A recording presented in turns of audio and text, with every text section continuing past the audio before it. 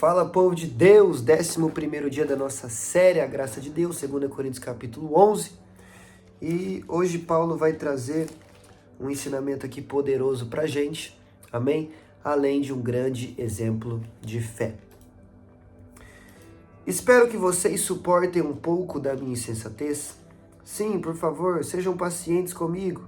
Então Paulo, ele vem meio que pedindo desculpa nessa segunda carta por conta de ter sido muito duro na primeira carta, né?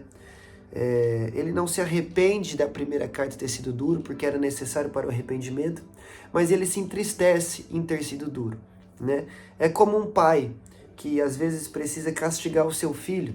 O pai não quer castigar o seu filho. O pai fica triste em castigar o seu filho, porém o pai entende que é necessário castigar o seu filho para que o seu filho aprenda. É isso que está acontecendo. Então Paulo fala mais uma vez, sejam pacientes comigo. O zelo que tenho por vocês é um zelo que vem de Deus. Eu os prometi a um único marido, Cristo, querendo apresentá-los a ele como uma virgem pura. Paulo entende que a sua missão não é só pregar o evangelho, fazer um apelo e as pessoas serem salvas.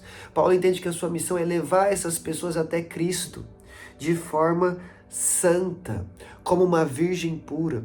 Paulo se preocupa em se achegar a Cristo como uma virgem pura, como alguém que anda em santidade. Esse é o símbolo da virgem pura. Só que Paulo também se preocupa em levar os outros até lá. É um verdadeiro pastor, é um verdadeiro homem que ama o próximo como ele mesmo. Ele não se preocupa só com a sua salvação, mas se preocupa tanto quanto com a salvação dos outros. O que receio e quero evitar é que assim como a serpente, o diabo, enganou Eva com astúcia, a mente de vocês seja corrompida e se desvie da sincera e pura devoção de Cristo. Então, Paulo está falando, o meu medo é que o diabo vos engane. E se ele vos enganar, vocês podem se desviar de Cristo e de uma devoção sincera e pura. O que é uma devoção sincera e pura? É uma devoção simples. Hoje em dia a gente está inventando coisas, gente. A gente está criando uma religiosidade que torna difícil um acesso a Deus. O que Deus quer é simplicidade e pureza. Entendeu? Deus quer que você seja puro e viva uma vida simples. E quando eu digo simples, eu não estou falando financeiramente nem nada do tipo. Eu estou falando na presença dele. Simplicidade. A gente inventa tanta coisa.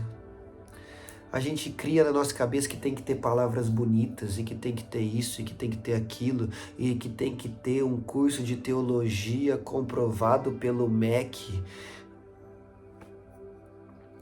A gente está criando tanta coisa. Tem coisas que a gente cria que são bênção, mas não são necessárias. O que Deus quer é simplicidade e pureza. É só o que Deus quer. E quando a gente se desvia da simplicidade e da pureza, segundo o que Paulo está falando aqui, é porque a serpente está nos enganando, gente. Até quando a serpente vai nos enganar? Sabe, uma vez eu postei um vídeo, e o vídeo era única e exclusivamente para falar sobre vivermos em santidade. Porém, todos os exemplos que eu usei eram do Antigo Testamento. É o vídeo no Instagram que mais tem visualização, tem quase 2 milhões. E tem uma pancada de comentários lá. E esses dias eu estava relendo alguns, vai saber por quê. Mas dentre eles tinha um que comentou assim, eu estava sendo muito atacado no vídeo, né? E tinha outras pessoas me defendendo, e aí as que estavam me atacando e as que estavam me defendendo brigavam entre si. E aí um rapaz escreveu lá, ih rapaz, a serpente está conseguindo colocar crente contra crente. E quando a gente se desvia da sinceridade e da pureza, é isso que está acontecendo. A serpente, Satanás está colocando nós um contra o outro.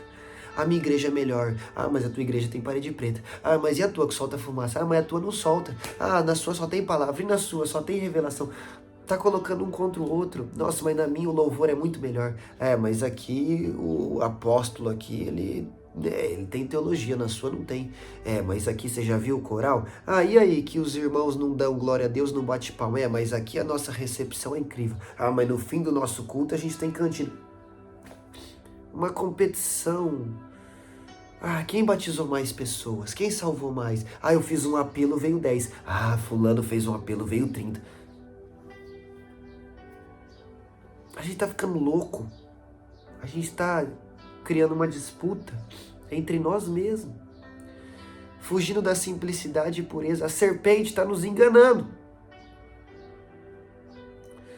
A serpente está nos enganando e a gente não está nem vendo.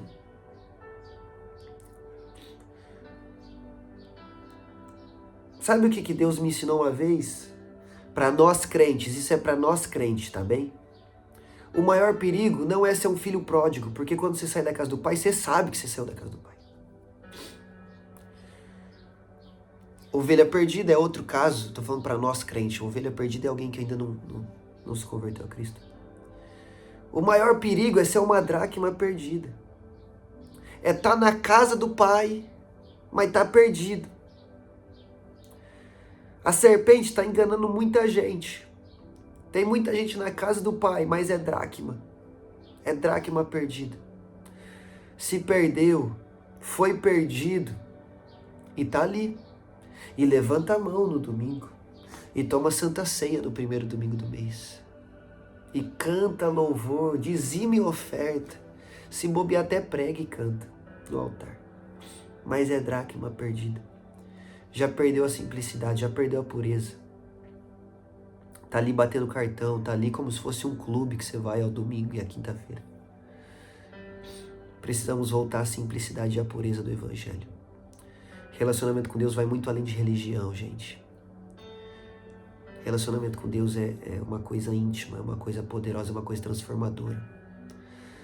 Jesus não veio à Terra criar um clube, não. Onde todo mundo é amiguinho e se trata bem e no fim do dia vai embora todo mundo feliz, porque já foi na igreja, sai de lá, nem sabe o que cantou, nem sabe o que ouviu na pregação. Jesus veio pagar o preço pelos nossos pecados, rasgar o véu para a gente ter acesso ao Pai. Jesus veio criar uma igreja que anda em poder e glória nessa terra, triunfante sobre as portas do inferno. Um evangelho real, não um conto de fadas como muitos têm vivido. Precisamos voltar à simplicidade e à pureza. Amém? Nos versículos em diante ele vai falar sobre alguns homens e mulheres que são falsos, né? Que não são verdadeiros. Tudo que tem o verdadeiro tem o falso, gente, tá? Então não é porque tem o falso que não tem o verdadeiro. Na verdade é porque tem o verdadeiro que tem o falso. Então tem gente que fala, hoje não tem profeta, só tem falso profeta. Não, se tem falso profeta é porque tem o profeta verdadeiro. Ah, só tem falso pastor, só tem falso mestre. Mas se tem o falso é porque tem o verdadeiro, entendeu? O falso é só uma cópia do verdadeiro.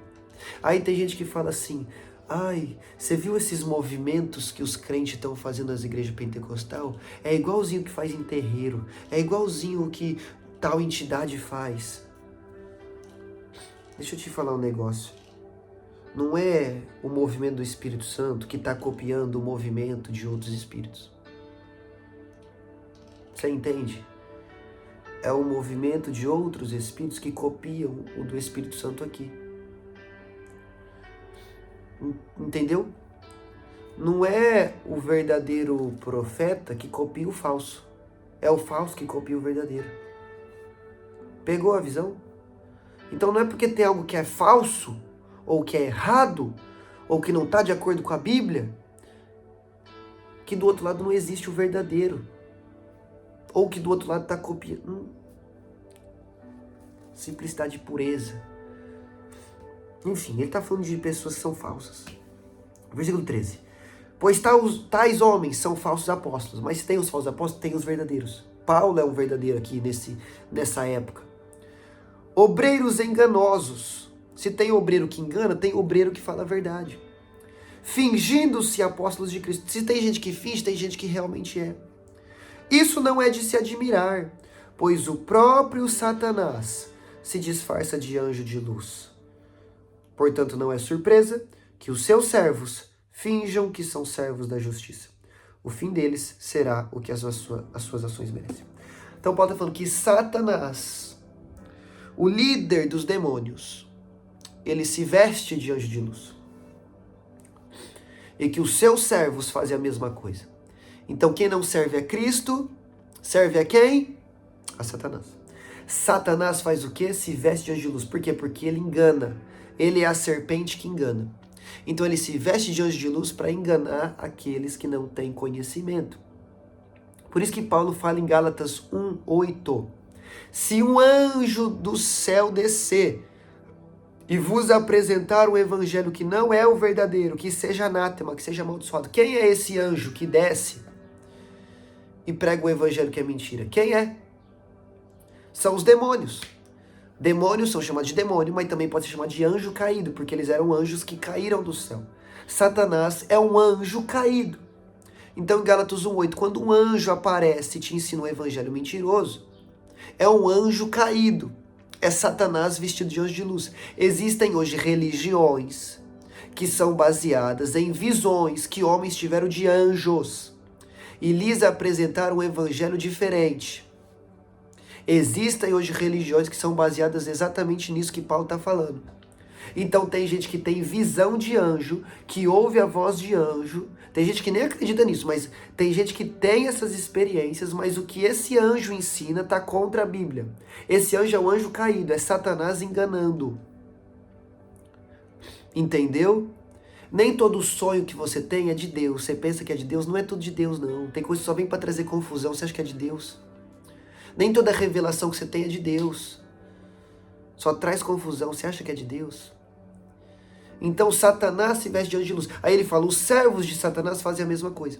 Então tem gente fingindo ser algo que não é.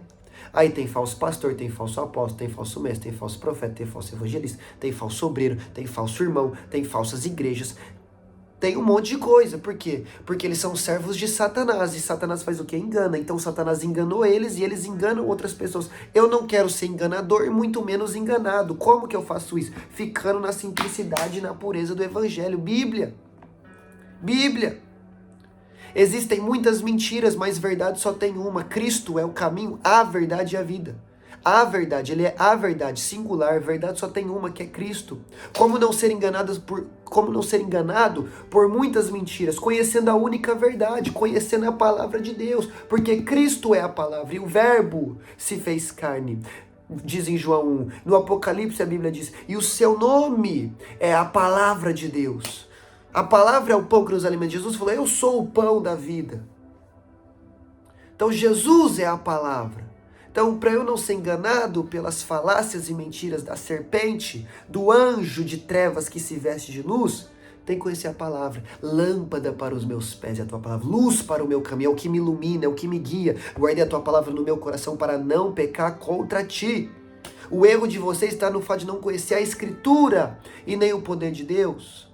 O meu povo perece por falta de conhecimento. Então, tudo está relacionado a estarmos firmados na palavra, para não sermos enganados por Satanás.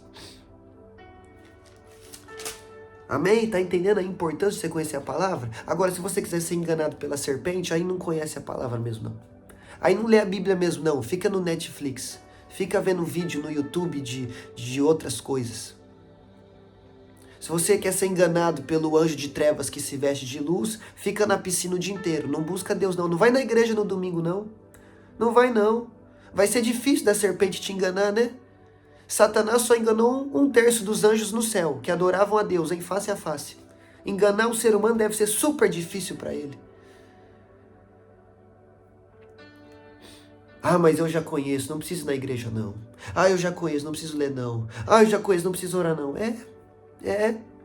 Ele só enganou um terço dos anjos. O ser humano é muito difícil de ser enganado. Até o homem já te enganou. Você acha que Satanás não te engana?